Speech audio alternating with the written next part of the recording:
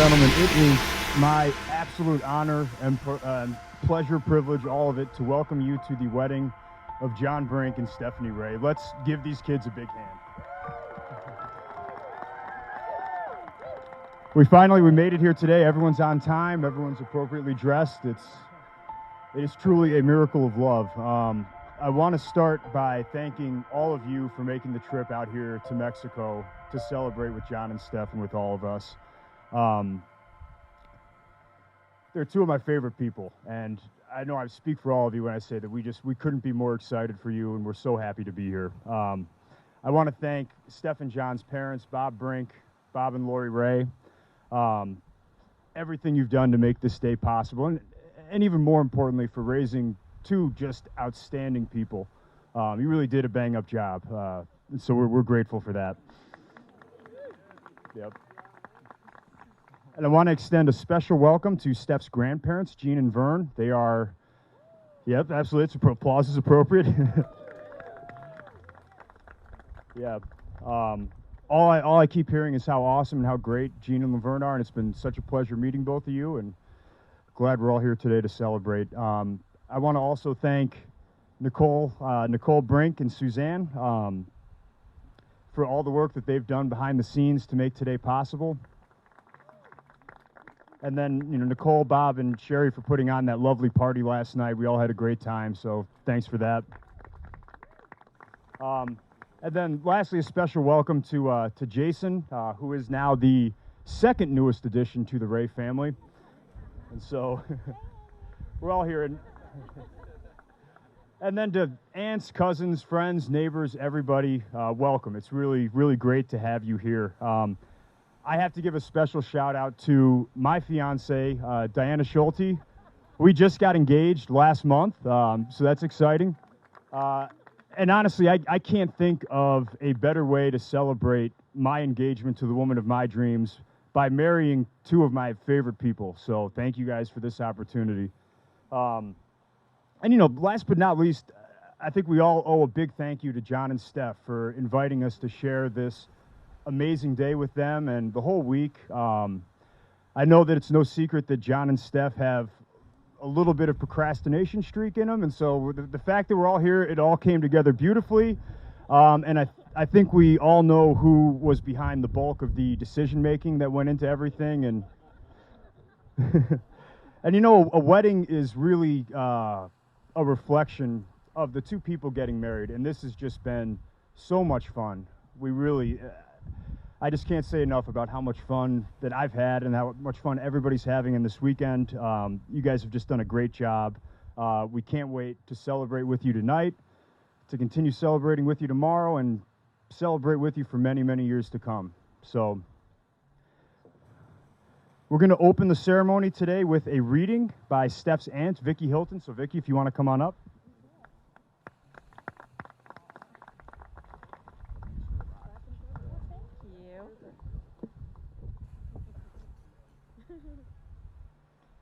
A reading from 1 Corinthians chapter 13. If I speak in human and angelic tongues, but do not have love, I am a resounding gong or a clashing cymbal. And if I have the gift of prophecy and comprehend all mysteries and all knowledge, if I have all faith to move mountains, but do not have love, I am nothing. If I give away everything I own, and if I hand my body over so that I may boast, but do not have love, I gain nothing. Love is patient. Love is kind. It is not jealous, and it is not pompous. It is not inflated. It is not rude. It does not seek its own interests. It is not quick-tempered. It does not brood over injury. Love does not rejoice over wrongdoing, but rejoices with the truth. It bears all things, believes all things, hopes all things, endures all things. Love never fails.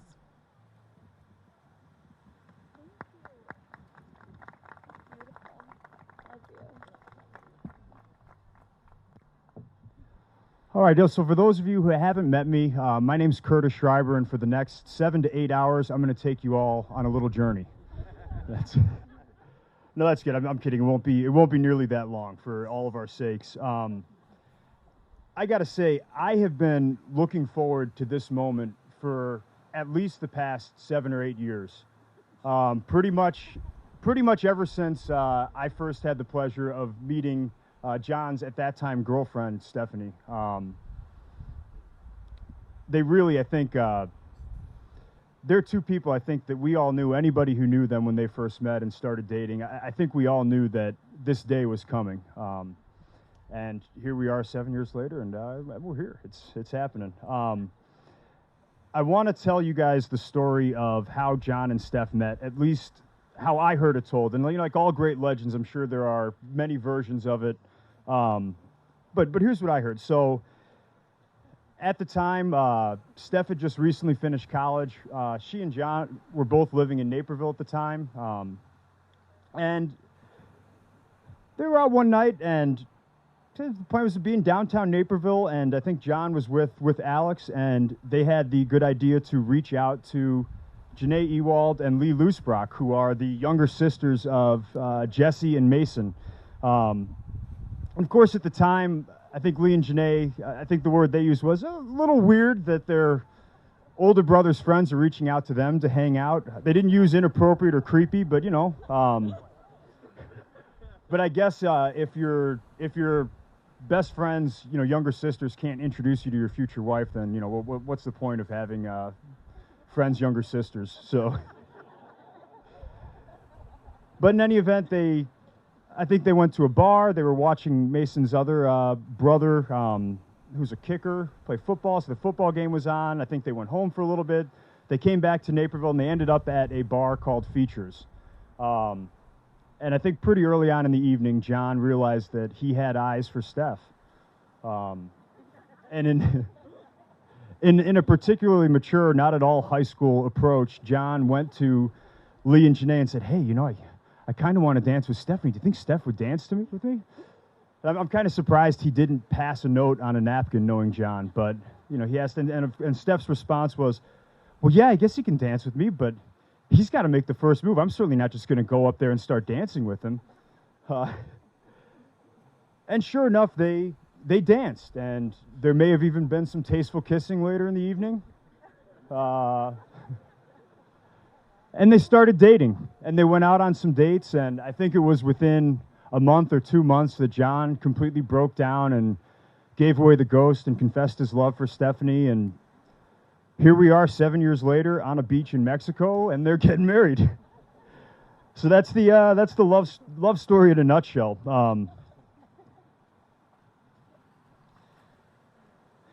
And I remember when I first had the pleasure of meeting Stephanie, and I'd heard a lot about her beforehand, and I got to say, I was just so impressed from the moment I met her. She's a beautiful girl.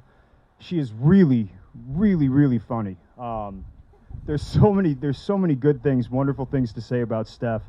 And she was great for John. And I think all of us who knew them at that early point, we knew that you guys were going to end up together. There was never a doubt in my mind. I don't think there was ever a doubt in anybody else's mind. And, when we would have our little powwows as guys, it was always how great Stephanie is and how we hope John doesn't screw this one up. And there might have been points where he almost did, but hey, we made it. The connection between these two people is just so obvious. And the love that they have for each other is undeniable. It was then. It still is today, and we couldn't be happier for you too. I want to share with you guys some thoughts that I had, some comments about how I am confident and how I know that John and Steph are going to have a long and happy marriage together. The first thing, they have already shown such commitment and dedication to each other. Steph and John are both two of the most thoughtful people to each other and to others. One thing that comes to mind, I know that there was a year where, John was going through a lot with his family, and Steph took the time to plan this wonderful surprise party with all of our friends and pulled it off seamlessly. Everybody was there. John's sister came into town. It was just wonderful. And then I know John is constantly buying Steph all these little weird gifts, some of them stranger than others, but all of them always given in the interest of love, and his heart's always in the right place. I know that fairly early into their relationship, John got a job opportunity in Dubuque, Iowa. And he took it, and it was a good job at IBM, and he moved to Dubuque, and Steph stayed behind here in Illinois.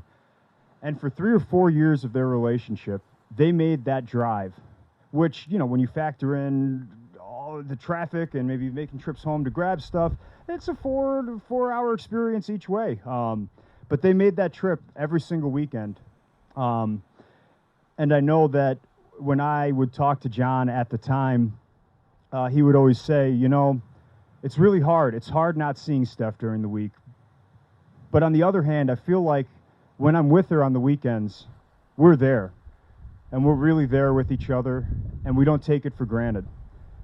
And I think there's a lesson in that for you too. And my hope for you as you continue your journey together, that you continue to treat your weekends as if you're not going to get to see each other all week. As you get deeper and deeper into marriage, I think it can become easier to take each other for granted. And I hope that you two continue to invest that focus and that presence with each other as you move forward. You know, the second thing about John and Steph that I think is really cool is how much they complement each other, right? They are, get all my papers organized here. So they have a lot in common, obviously. They're both really thoughtful, really kind people. You'll never hear a cruel word out of either one of their mouths. They both value family. They're both profoundly, profoundly silly people in the best way. But they have a lot of differences. You know, I think John is always pushing Steph to do more adventurous things that are outside of her comfort zone. And Steph, for as free-spirited as she is, she has a very real no-nonsense streak in her. And one of my favorite things is watching Steph keep some of John's most John-like impulses in check. You know, to give you an example, if John is shopping for jeans and he selects a pair that's maybe just a tiny bit too European, with maybe like 5 or 6 too many tears and patches on them, Steph's going to be there to be like, you know, John, maybe get a different pair of jeans. Or I remember one time we were ordering a pizza and we were talking about toppings, and John was like, you know, let's just get a cheese pizza, and then I can saute a bunch of mushrooms and spinach, and we can just put those on top. And Steph immediately rolls her eyes. Brink, we are not doing that. That's ridiculous. Everyone's hungry. We're going to have dishes. No. So they challenge each other and they push each other. But you know what? For all the times where they may not see eye to eye, I've watched these two together, and they communicate. They really communicate. And even when they may be at odds with each other, they're always on the same team. And that's always so clear. And I hope that you guys continue to stay on the same team, even when it may not be super easy. You know, the third thing that makes me very confident that you two are going to have a long and happy marriage is that you both have such a great example of what a good marriage looks like. You know, I think that you would be hard-pressed to find 2 people in this world who loved each other as much as Bob and Eva. And the same is true with Bob and Lori. And seeing both of them together as couples, they're just so much fun. They are just so much fun. And it's so clear how much they love each other, and you guys just have the best example to work with. And I know that, you know, Eva's not here in body today, but she's looking down, and she's just got the biggest smile on her face right now, and that's big. Yeah. And that's big even by Eva Brink standards, and that was a woman who, yeah, she knew a thing or two about a big smile. So I hope that you guys continue to lean on your parents as an example, and as you encounter difficulties, they're a great resource for you. They did a pretty good job of this thing themselves, and I'm sure that they have a lot to teach you. You know, before we get into vows, we are going to do another reading, so I would like to invite John's cousin, Julie Pychek, up to the microphone.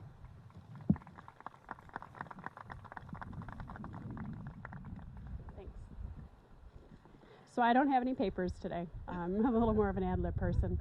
I just want to say I'm so grateful to be here with you guys, to be a part of this, and I think everybody's here is very thankful to get out of Chicago and to be able to celebrate this with you guys. You know, I think our family is very well steeped in religion and in faith, but Jonathan definitely knows that each member of our other generation of our family has kind of a different feel about faith and about religion. We go from one end of the spectrum to the other. Grandma and Grandpa were religious people, but not crazy. We have some different people in the family. Bruce is very religious. We have Carol, who's also religious.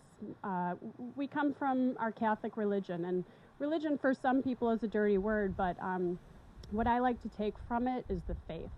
You know, we have a strong faith in something bigger, and I think that's what gets you through.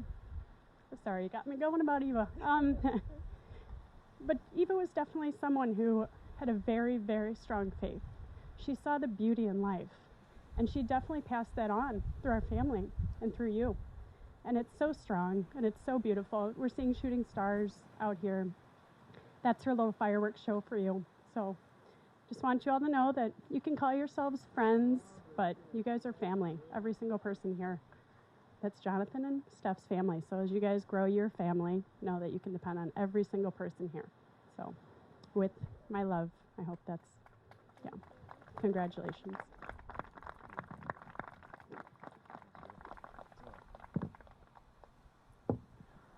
Oh, John and Steph.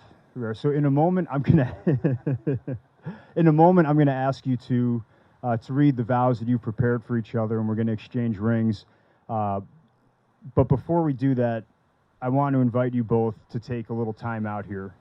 I'm sure that all your married friends have told you how fast today is going to move and how fast this whole weekend is going to move, and it's moving fast. I can attest to that. I can only imagine how fast it's moving for you, but I want you guys to join hands and look at each other.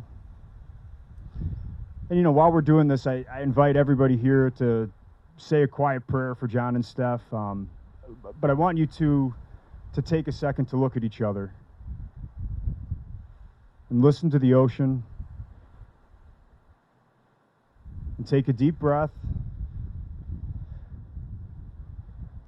and really remember this moment. Really take a second to put this, burn it into your brain.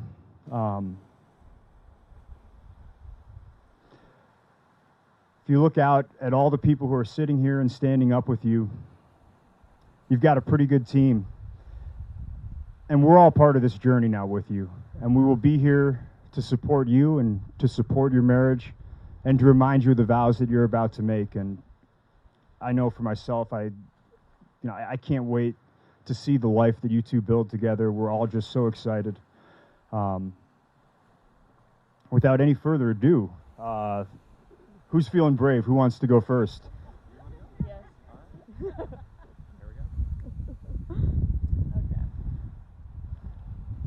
Today, surrounded by people who love us, I choose you, Jonathan, to be my partner. I am proud to be your wife and to join my life with yours. I promise to grow with you and support you. I promise to be patient, understanding, and kind. I promise to create, to explore, and to be curious. I promise to be my best self for me, for you, for us, and our future life together. And above all, I promise to love you for the rest of our lives.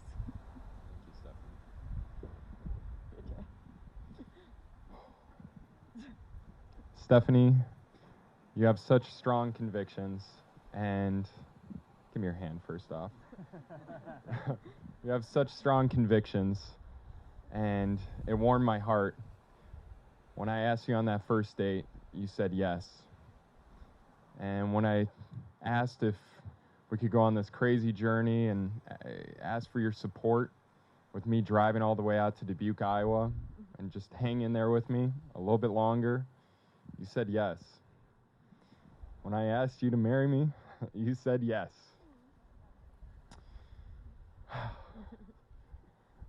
So, today, in front of all these people, everyone here that we love and adore, I say yes to you. And I'm here to protect you and care for you for the rest of your life. I love you. You're my person. And you're my honey bear. I love you.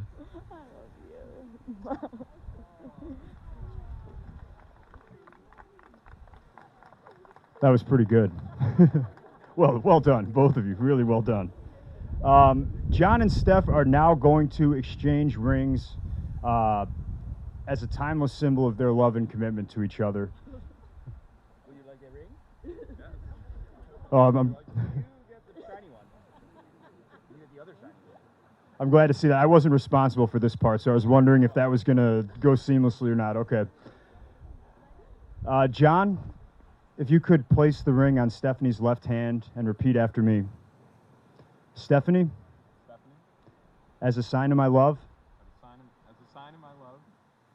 that I have chosen you above all else,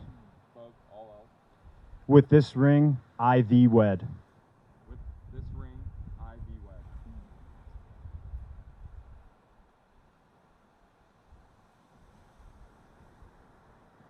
And Stephanie, if you place the ring on John's left hand and repeat after me. John, as a sign of my love, that I have chosen you above all else, with this ring I thee wed.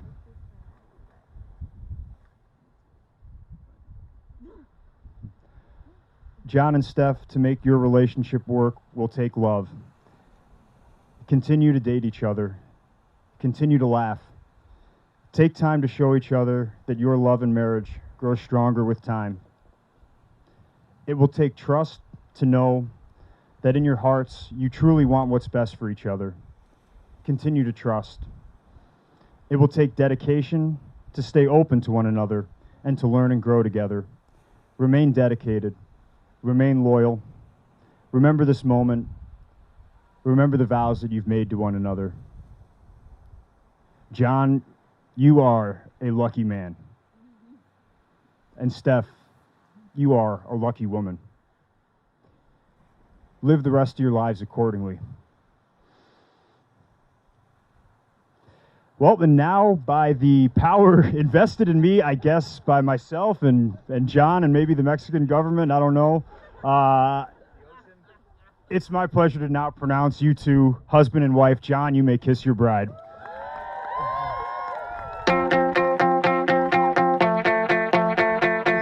John and Steph, ladies and gentlemen, let's party.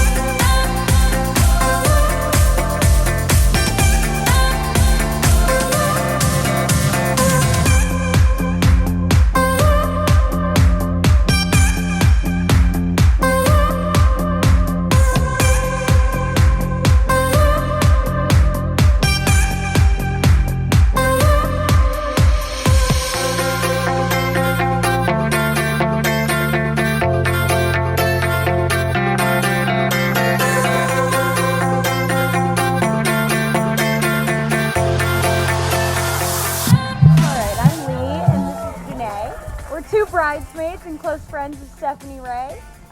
We've known Stephanie. Sorry. Bear with us here. This is our first time practicing. So, we've known Stephanie since middle school and grown up with her a lot through the different phases of life. From outdoor ed, DECA state camp, woo! Faking presentations to get out of gym class, hiding behind bushes to get out of gym class, not following team rules to get out of gym class.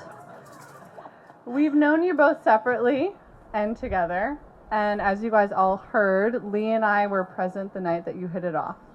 So it is especially cool to be here tonight at your wedding. And it's awesome that we all made it to Mexico, considering we just got our invitations last week, right? Woo! And if we're being completely honest and maybe a little bit selfish, we've always wanted a reason for our friends and our brothers' friends to mingle, considering our brothers never let us hang out with them in high school. Yes, thank you, Mason and Jesse. But that's enough about us. Let's get it started with some words from family and friends. We're going to start with Suzanne, Stephanie's wonderful sister and maid of honor. Suze, if you could come on up. Steph and John, I cannot wait to see what this beautiful life has in store for the both of you. You're the perfect example of what it means to be truly meant for one another. As you begin this new life together, I want to share these song lyrics of the same mixtape that I made for Stephanie when she went to college. From Rascal Flatts, real classic. My wish for you is that this life becomes all that you want it to. May your dreams stay big, your worries stay small, and you never need to carry more than you can hold. And while you're out there getting where you're getting to, I hope you know somebody loves you and wants the same things for you too. This is my wish. Stephanie and John, this is the wish I have for you. Everyone, please raise your glass in honor of the bride and groom.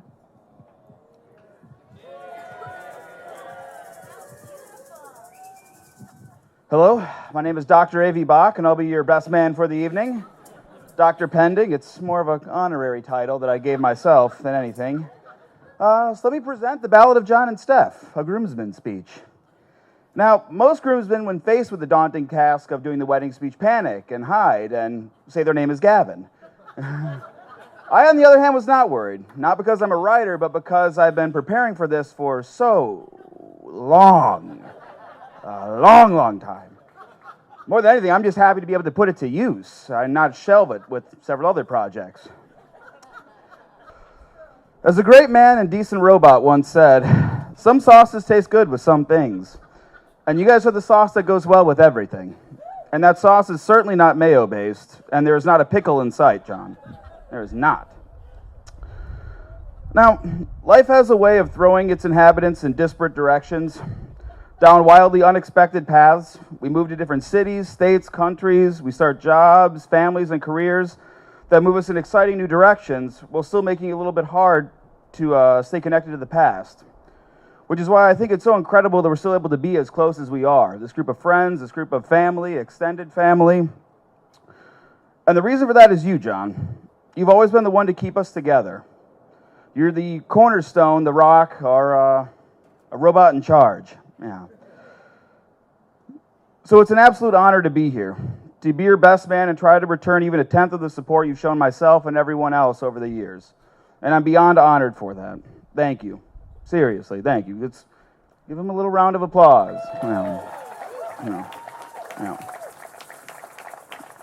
John, you're not just my best friend, you're my brother. And Steph, you're not just John's wife, you're my sister, and you're my best friend too. You're every bit as supportive, kind, generous, thoughtful, and caring as John is, and that's why I know you two are perfect for each other. Okay. I didn't know I had to follow Alex Buck. That's like following the Rolling Stones. Plus, I don't know any four-syllable words. Gesticulating? What the hell was that word? I don't know what the hell that was. Golly. Anyway, here's the best I can do intellect-wise. You ready? Bienvenido a Mexico, mi amigo.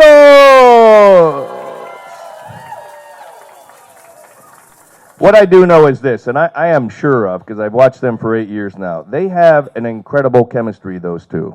There is no doubt about it. They complement each other. I'm pretty sure what makes this work is John's boundless sense of adventure, and to me, most importantly, and this is the mushy part, Brink, is his kind-hearted way and his patient, he's never vindictive nature. God didn't put a mean-spirited bone in that boy's body, because believe me, I've tried everything I could to rile him up. It ain't working. So we are thrilled to have him in our family along with Bob and Nicole. With some lyrics from one of Stephen Mine's favorite singer-songwriters, Bob Dylan. I've always thought that this is one of the strongest, nicest things you can say, so here goes. May God bless and keep you always. May your wishes all come true. May you always do for others and let others do for you. May you build a ladder to the stars and may you climb on every rung. May your heart always be joyful and may your song always be sung. And may you stay forever young. Now please join me in toasting the official completion of the six-pack. Stephanie and John, I love you guys to death. All the best.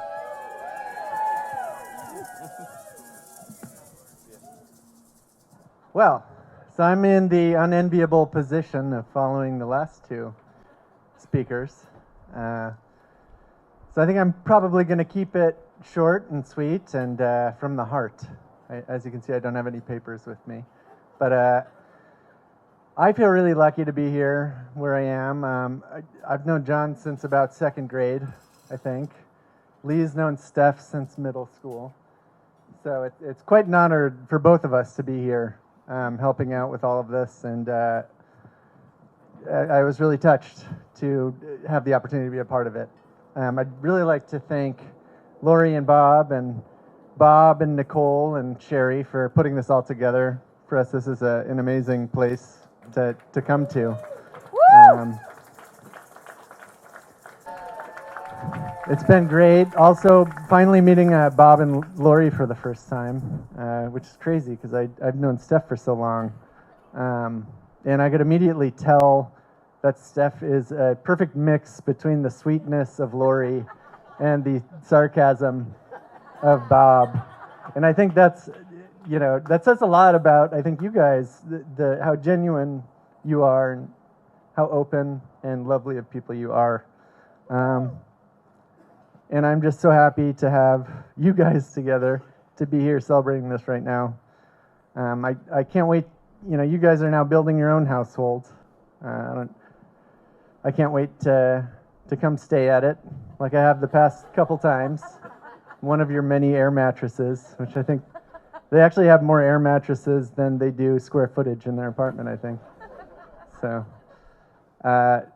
anyway, I just want to I think everyone should raise their glasses to John and Steph, and really thankful to be here. Love you guys. Cheers. Cheers. Thanks, everyone. I don't quite have the stage presence of an Alex Bach, so forgive me if I read from my phone here. And so I was talking with the guys at the table, and what did I do wrong to go last? Like, I'm a good person. I pay my taxes. I don't know who I angered. I had about 13 pages of tightly written material that was going to slay this audience. But, killer material. Here we are. So I'll just keep my remarks brief. And just to echo what I know everyone in this room has been saying and feeling tonight, this is really such a unique couple, and this is such a special wedding, and I'm just so happy to be here, as everyone is. And after the wonderful ceremony and these many incredible speeches, I'm just bursting at the seams with how much joy I have to be a part of this and to watch this in person. It's really special, this next phase of your lives, and to make official the love that you guys share for one another. So these types of things can go a lot of different ways. We could be sharing 1,000 stories that are funny and embarrassing stories, and I'm sure we will later tonight. I'll leave that for later. for now, I'd just like to say that, like a lot of us, I've known this man, Jonathan Brink, for what I think is appropriate to call a very long period of time. And for me personally, it's about as long as I have waking memory. And part of that is, on me. My memory is pretty bad. But I can honestly say that in my waking memory, I've not met a more decent, a more fun-loving, and a more kind human being. And I've been thrilled to know and spend time with Stephanie and to learn that she is exactly the same hilarious, kind, smart, and caring person. And there's a whole litany of adjectives here that I'm going to skip through to describe them. But over their many years together, I've come to find that John and Stephanie both share one trait that really stands out to me. And it's especially relevant as I've been thinking about this week and this day and this life-altering occasion. It's that both of them have an amazing ability, and it's kind of been touched upon, but to bring those they care about and those that they love together. Today is obvious evidence of that, geographically, physically, emotionally. I don't know two people in my life who do that any better than these two.